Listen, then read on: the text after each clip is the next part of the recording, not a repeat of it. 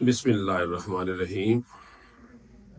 بندہ ناچیز کا نام ہے محمد اعجاز جمیوہ۔ میں ایک دور دراز علاقے سے تعلق رکھتا ہوں۔ اب تو ماشاء اللہ وہ علاقہ کافی ترقی یافتہ ہو گیا ہے۔ بچھال کلاں کے قریب ایک گاؤں ہے، جمیوہ خاندان سے میرا تعلق ہے۔ میرے دادا جی گاؤں کے نمبردار اور جاگیردار تھے، اس لیے قدرتی بات ہے کہ میرا پس منظر کوئی دینی پس منظر نہیں تھا۔ میرے بڑے بھائی آرمی میں بریگیڈیئر رینک کے ریٹائرڈ ہوئے ہیں۔ ظاہر ہے کہ میرے گھر والوں کی خواہش بھی یہی تھی کہ میں بھی فوج میں جاؤں اسی طریقے سے، لیکن ہوا یہ بڑا عجیب اتفاق ہے کہ 50 سال پہلے کی بات ہے کہ میں گورنمنٹ انٹر کالج بچھال کلاں میں، جو بعد میں ڈگری بن گیا تھا، اس میں پڑھتا تھا۔ مجھے لیڈرشپ کا شوق تھا، تو میں تقریریں کرتا تھا۔ اور بڑا حسین لمحہ اس وقت آیا جب آج سے ایگزیکٹ 50 سال پہلے، 1975 فروری کا مہینہ تھا، 25 26 27 کی تاریخ تھی۔ کٹاس کالج میں ایک ادبی مقابلہ تھا، تو میں وہاں تقریر کرنے کے لیے آیا۔ تو وہاں اس ادبی مقابلے میں عجیب صورتحال یہ بنی کہ وہاں لوگوں کا ایک جمع غفیر تھا۔ تو میرا ارادہ بنا کہ میں یہاں تقریر نہیں کرتا، کہ ادبی تقریر ہے۔ مجھے بتایا گیا کہ یہاں ایک صاحبزادہ صاحب تشریف لانے والے ہیں، اور اس زمانے میں مجھے صاحبزادوں سے بڑی چڑ تھی، ایک آزاد خیالی تھی، اور جن صاحبزادوں کو میں نے دیکھا تھا وہ شریعت کے لیے مذاق ہی ہوتے تھے۔ اس لیے میرے طبیعت میں ایک تقدر سا پیدا ہوا، لیکن پھر حوصلہ کیا کہ دور سے آیا ہوں تقریر کروں۔ اسی دوران جب گاڑی رکی اور گاڑی کی فرنٹ سیٹ پر ایک بہت ہی خوبصورت حسین نورانی چہرے والے، سفید لباس میں ملبوس، سفید ٹوپی پہنے ہوئے شخص وہ گاڑی سے اترے، تو میرا ذہن کا تصور وہ بدل گیا۔ یعنی جن صاحبزادوں کو، جن پیروں کو میں نے دیکھا تھا اور جن کے ساتھ مجھے چڑ تھی، وہ بالکل میرا نقطہ نگاہ بدل گیا۔ مجھے بتایا گیا کہ یہ صاحبزادہ پیر محمد کرم شاہ الازہری ہے۔ بہرحال وہ میرا جتنا تصور تھا یا تصور کا محل تھا وہ زمین بوس ہو گیا۔ مجھے ایک بڑی نورانی شخصیت نظر آئی، سو میں نے حضرت کے سامنے تقریر کی، سیرت کی تقریر کی۔ ماشاءاللہ میں نے زبانی یاد کی ہوئی تھی بہت اچھی، اور حضرت اس سے بہت زیادہ معزوز ہوئے، اور اس قدر خوش ہوئے کہ اپنے گلے کا ہار اٹھا کر نکال کر میرے گلے میں ڈالا، مجھے ایک بوسہ دیا۔ تو اس وقت سے ایک انقلاب آ گیا۔ وہ دور تھا عوامی دور، بھٹو صاحب کا دور تھا، لمبی لمبی کلمے اور لمبی لمبی زلفیں ہوتی تھی، تو بڑی عجیب سی صورتحال ہو گئی۔ بس وہ ایک نظر تھی کہ ایک انقلاب آ گیا۔ جیسے اس کا ایک شاعر کا مصوصہ ہے کہ اب نہ کوئی نگاہ میں، اب نہ کسی نگاہ میں، اب نہ کوئی نگاہ ہے، تم نے جہاں بدل دیا آ کے میری نگاہ میں۔ تو جہان بدل گیا، میں یہاں سے واپس گیا۔ ہاں، یہ میں بتانا بھول گیا کہ وہاں حضرت صاحب کے ہاتھ سے مجھے پہلی دفعہ تفسیر نصیب بھی ہوئی، اور پڑھنے کا شرف بھی۔ پہلی تفسیر جو میں نے زندگی میں دیکھی تھی، کالج میں میرا یہ مزاج نہیں تھا، دنیا دار تھا، تو وہ سب سے پہلے تفسیر ضیاء القرآن میں نے دیکھی۔ پھر اس کا اتنی کثرت سے مطالعہ کیا کہ اس کی کچھ عبارات، ادبی عبارات، چونکہ میں مقرر بھی تھا، وہ میری تقریروں میں وہ جگہ پانی لگی، اور وہ فکرے جو ہیں زبانی یاد ہونے لگ پڑے۔ لیکن سیرت کا اتنا گہرا نقش بنا، یوں سمجھے کہ نظر کرم ہو گئی، اور اسی وقت سے میری کایا پلٹ گئی، اور میرے سارے مضامین جو دوسرے تھے وہ بدل کر پھر اس طرف آ گئے۔ میرا دین کی طرف رجحان ہو گیا، بلکہ رجحان ہی نہیں، جنون ہو گیا۔ اس میں نے ایف اے کرنے کے بعد دینی کتب کو پڑھنا شروع کیا، باقاعدہ میں نے مدرسے میں نہیں پڑھا تھا، اس زمانے کے ایک بہت بڑے عالم حضرت مفتی منور شاہ صاحب کی خدمت میں حاضر ہوا، اور پھر میں نے عربی کتب پڑھی اور عام طلبہ سے ہٹ کر بہت جلد پڑھی، اور بڑی کرم نوازی ہوگی۔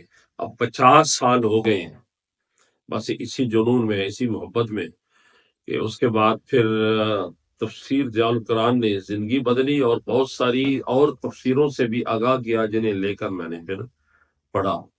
تو اس کے بعد ماشاءاللہ میں نے ماسٹر بھی کیا، عربی میں بھی اور اسلامیات میں بھی، اور پھر میں کالج سائٹ پر آ گیا۔ پہلے دن سے میری سلیکشن ہو گیا ایز لیکچرر، اور یہ فیض انہی کتابوں کا تھا، تفسیر ضیاء القرآن کا۔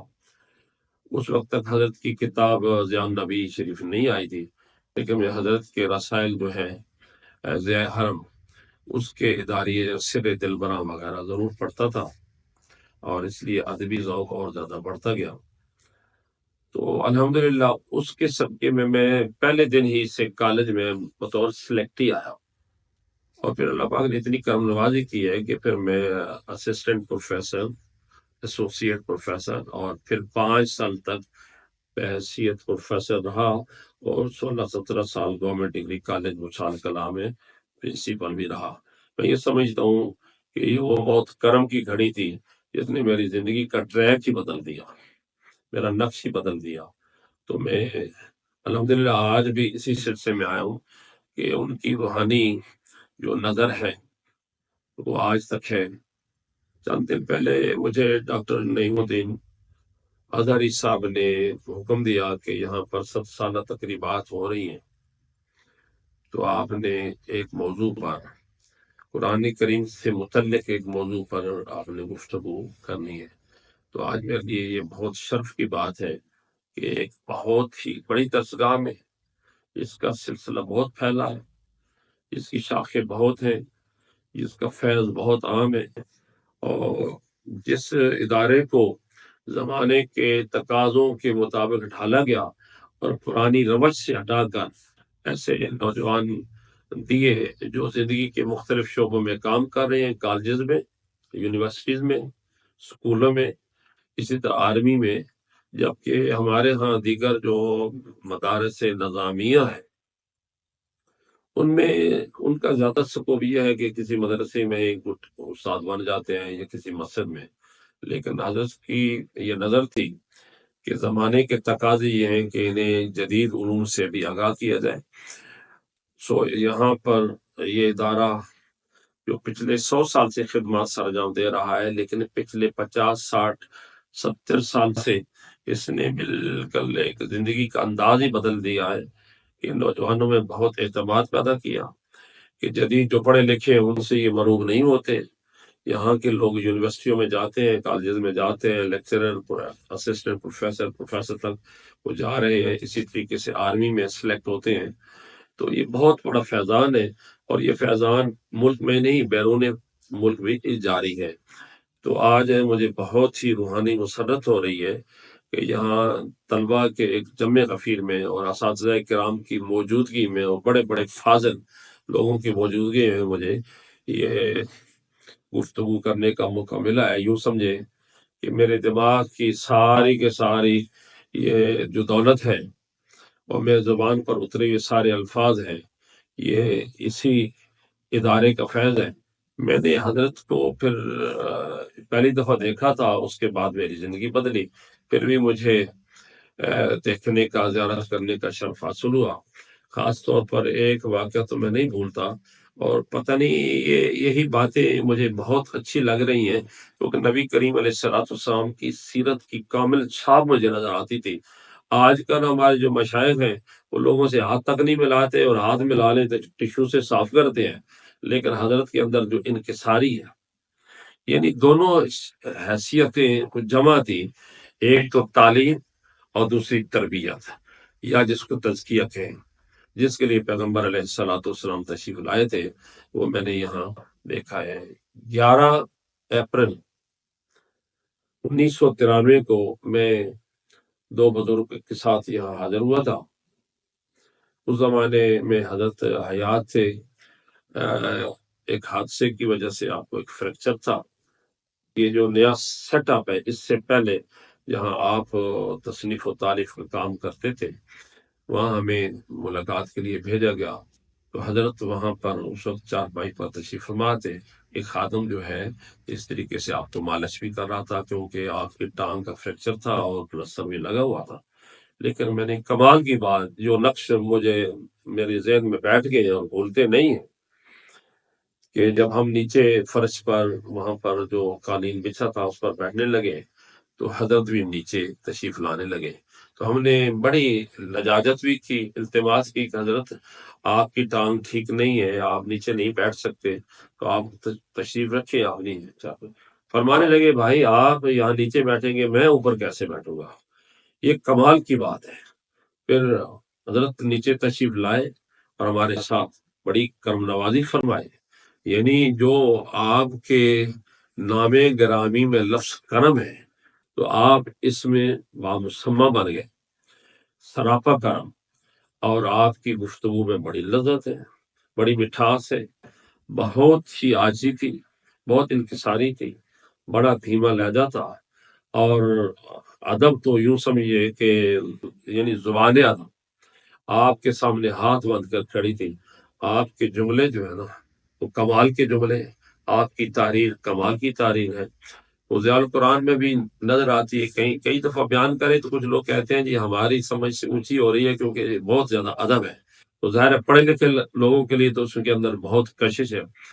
اچھا تحقیق کے علاوہ اس میں جدید تحقیق بھی ہے ضیاء القرآن میں، یعنی سائنٹیفک ویسے بھی ہے اس کے اندر، اور مغربی علوم سے استفادہ بھی ہے.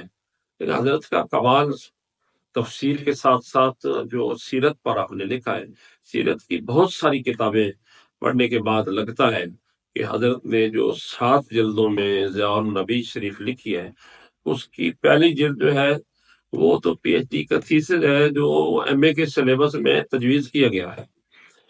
تو 6 اور 7 دونوں جلدیں جو قرآن حکیم کے حوالے سے، حدیث کے حوالے سے جو اعتراضات ہیں جدید دنیا کے یا مغربی مستشرقین کے، ان سب کا بہت شافی جواب دیا گیا ہے. اور وہاں پر ادب بھی ہے اور تحقیق بھی ہے. لگتا ہے کہ ایک جلد پر کتنا عرصہ لگا ہے دونوں جلدوں میں، کمال کی ویسے. اسی طریقے سے حضرت کی کتاب بہت ادبی کتاب تھی، سنت خیر الانام. تو اسی زمانے میں جس زمانے میں ضیاء القرآن شریف پڑھنے کا شرف حاصل ہوا تو سنت خیر الانام بھی، اور اس میں بھی جو منکرین حدیث ہیں ان کا جواب بھی ہے، اور سنت کی جو آئینی حیثیت ہے اور جو مقام اور مرتبہ ہے اس میں کمال کی بحثیں کی گئی ہیں.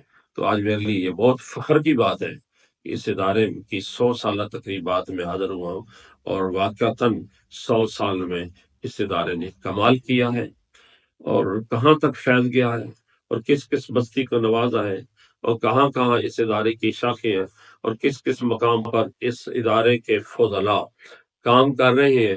اور ان کے اندر بالکل تعلیم و تربیت کی جھلک نظر آتی ہے. یعنی یہ ادارہ ایک رسمی نہیں ہے کہ یہاں سے کوئی بندہ امتحان دے کر پھر اس ادارے کے ساتھ تعلق نہ جوڑے. ان کے اندر اتنی یونٹی ہے، جہاں بھی ہے وہ ایک پورا گروپ نظر آتا ہے، اور فکری طور پر اتنی یکجہتی ہے، اتنا اتحاد ہے کہ پتہ چلتا ہے کہ یہ ایک عالمگیر تحریک بھی ہے اور یہ تحریک کے سارے ساتھی یکجان بھی ہے. تو کافی لمبی گفتگو ہو گئی ہے. میں نے تعارف سے بات شروع کی تھی. اپنی ذاتی زندگی میں جو انقلاب آیا تھا اور وہی انقلاب میں نے بہت ساری اور زندگیوں میں دیکھا ہے اور اس ادارے کا فیض دیکھا ہے. تو بجا طور پر 100 سالہ تقریبات یہ اظہار تشکر کے لیے، اور سارے کے سارے جو 100 سال میں محنت کی گئی ہے اس سے نوجوان نسل کو، خاص طور پر ان طلبہ کو اس کا سارے کا سارا پس منظر بھی بتایا ہے، ان کامیابیوں کا پتہ بھی ملتا ہے، اور آئندہ ان کو زیادہ ولولہ جوش بھی ہے. وہ جہاں بھی جائیں گے اس ادارے کا فیض لے کر جائیں گے اور زیادہ بہتر طریقے سے کام کریں گے. میری دعا ہے کہ یہ ادارہ اللہ کے کرم سے بہت پھلے پھولے اور اس کا فیض عام ہو اور معاشرے میں اسلامی نظام کی راہ ہموار ہو اور یہ تعلیم جو جدید تعلیم بھی ہے اور قدیم تعلیمی حسین سنگم ہے، اس کا فیض یہ پورے ملک میں اور بیرون ملک پھیلے۔ وصلی اللہ تعالیٰ علی خیر خلقہ سیدنا محمد و آلہ وسلم۔